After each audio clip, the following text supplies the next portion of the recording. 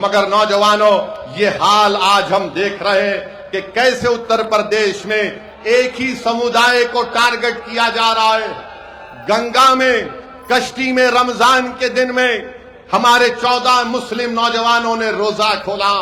उन पर इल्जाम लगा दिया गया कि उन्होंने गोश्त खाकर हड्डियां गंगा नदी में फेंक दी। 2 महीने तक वो 14 मुस्लिम बच्चे जेल में थे।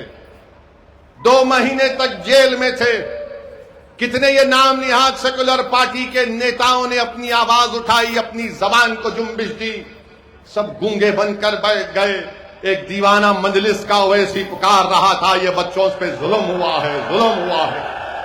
और वही आप देखते हैं कि चंद दिन पहले एक वीडियो आई कि कोई लोग कश्ती में बैठकर शराब भी पी रहे हैं, मुर्ग भी गोश्त पका रहे हैं। उनको पुलिस ने अरेस्ट किया और दूसरे दिन उनकी बेल हो गई। बताओ, कानून के इस्तेमाल में भी इस तरह का इम्तियाज होता है। कानून के इस्तेमाल में भी नरमी दिखाई जाती है।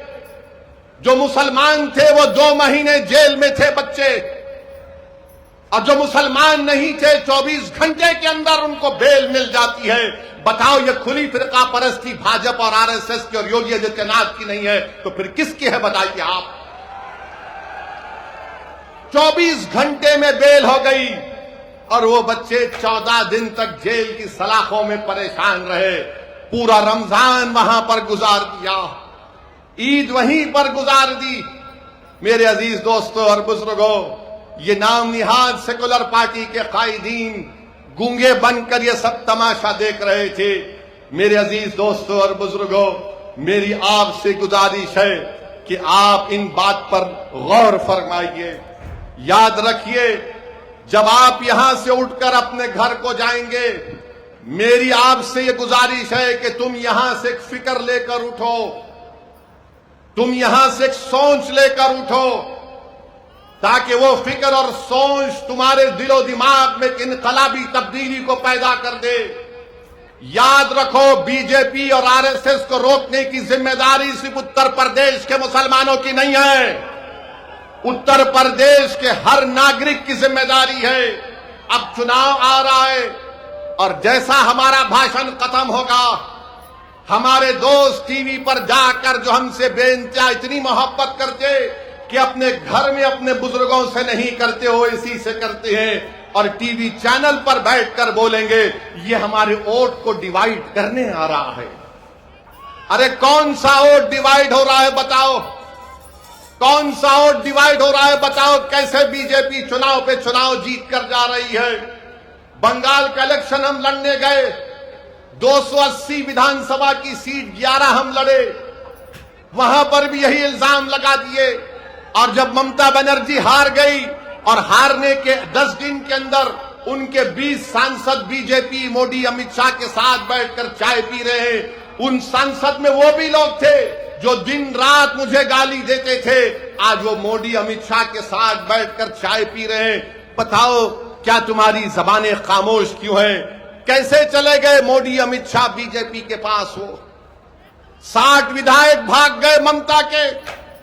मैं पुकार कर कह रहा था कि बंगाल के मुसलमानों से ममता बनर्जी ने धोखा दिया उनको।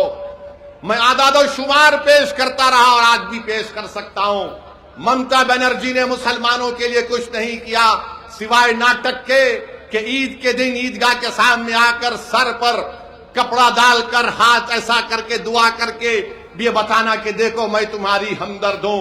अरे हमदर्द अगर है तो गरीबी का खात्मा क्यों नहीं हुआ? हमदर्द अगर है तो हमारी बहनें जो मालदा मुर्शिदाबाद में 900,000 रुपये लेकर 1000 बीड़ी बनाती हैं, मेरे भाई याद रखिए, अब आपकी जिम्मेदारी है कि आप मुत्तहदा तौर पर अपने वोट का सही इस्तेमाल करें। यहां पर आपने देखा कि 3 मरतबा आपने समाजवादी पार्टी के तस्लीम साहब को आपने तस्लीम किया। तस्लीम साहब को आपने तस्लीम किया, मगर ये ऐसे तस्लीम साहब हैं जिन्होंने नजीबाबाद की जनता को तस्लीम नहीं किया, मुस्तरद किया। हम साल में 2 मरतबा चांद देखकर हमारे उलमा ईद का ऐलान करते हैं। ये ऐसा चांद है जो 5 साल में एक मरतबा नजर आता है। और आपने बीजेपी के डर से उनको वोट दिया तो तस्लीम साहब ने समझ लिया कि मुझे नजीबाबाद में कुछ काम करने की जरूरत नहीं है।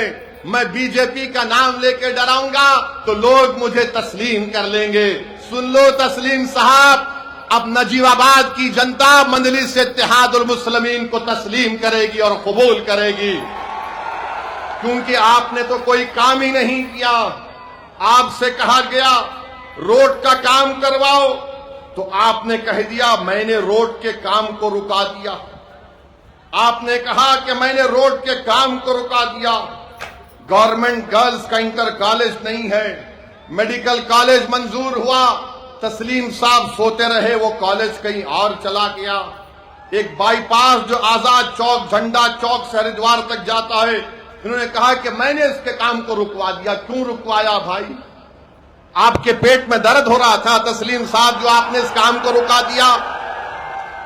कोई विधायक ऐसा भी होता है कि काम को रुका देगा, मगर तस्लीम साहब को लगता है कि भाजपा का डर दिखाओ और इन लोगों को वोट हासिल कर लो।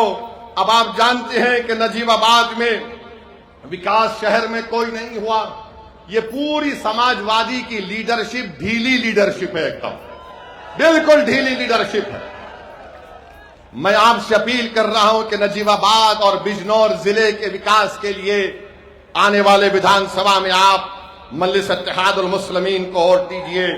और फिर बाबा ने आकर कहा था यहां पर कि इंटीग्रेटेड एथेनॉल प्रोडक्शन का 2017 में फैक्ट्री का संग बुनियाद रखा, 56 करोड़ रुपए खर्चा किए और कहा कि 40,000 लीटर एथेनॉल हर दिन में बनेगा।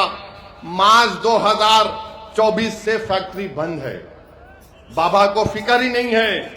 मगर बाबा से पूछो तो बाबा बोलेंगे अगर कोई रोड पर आकर सड़कों पे आकर गुंडागर्दी करेगा तो बर्दाश्त नहीं किया जाएगा। ऐसे करने वालों के साथ पीढ़ियों तक इसका परिणाम भुगतना पड़ेगा।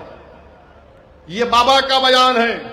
माने उन्होंने कहा था 10 मुहर्रम के जुलूस के बारे में, जो शहादत हुई नवासे रसूल इमाम हुसैन की, तो हम बाबा को बताते हैं कि जो 10 मुहर्रम का जुलूस है बाबा, वो नवासे रसूल की शहादत और अहले बैत की शहादत के सिलसिले में जुलूस निकलता है। और हम उनको याद दिलाना चाहते हैं कि वक्त के यजीद ने भी, उस वक्त के यजीद ने भी और इस वक्त के यजीद भी यही समझता था कि कमजोरों को खत्म करने से कामयाबी मिल जाएगी। सुनो वक्त के यजीदों, करबला से पैगाम आ रहा है कि जिस तरह इमाम हुसैन ने यजीद की ब्लैकमेलिंग को कबूल नहीं किया, जिस तरह इमाम हुसैन और उनके आले रसूल ने हक की सरबुलंदी के लिए अपनी गर्दन को कटाना पसंद किया, आज हम वही इमाम हुसैन का परचम उठाकर वक्त के यजीदों से कह रहे हैं कि हम यजीदों के सामने सर नहीं झुकाएंगे, हम यजीदों के सामने हाथ बढ़ाकर भीख नहीं मांगेंगे, हम अपने हक के लिए लड़ेंगे और इंशाअल्लाह ताला हमको हमारा हक मिलेगा। और याद रखो जालिमों,